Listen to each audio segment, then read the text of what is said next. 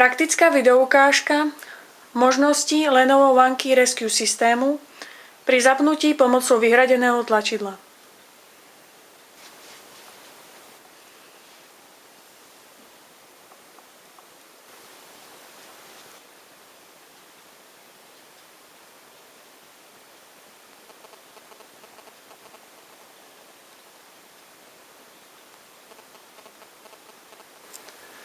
Takto vyzerá Lenovo One Key Rescue systém pri zapnutí pomocou vyhradeného tlačidla.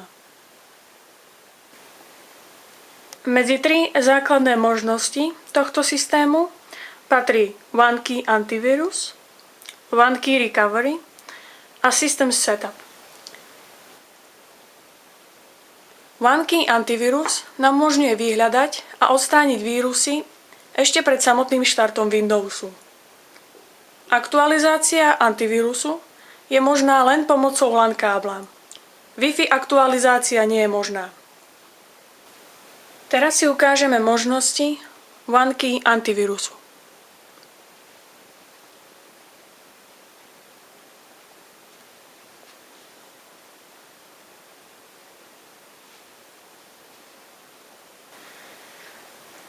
Ako môžete vidieť, medzi dve základné možnosti patrí Quick Scan, rýchly sken počítača, prípadne Full Scan, úplný sken počítača.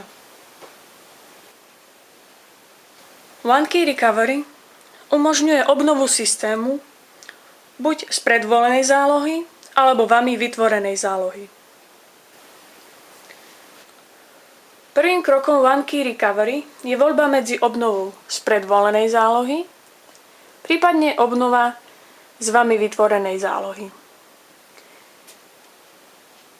Prvá možnosť pokračuje už s samotnou obnovou.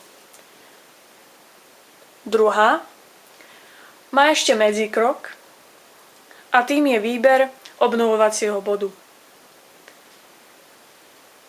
V obnove z vami vytvorenej zálohy je nutné stanoviť cestu k tejto zálohe. Teraz si ukážeme možnosti System Setupu.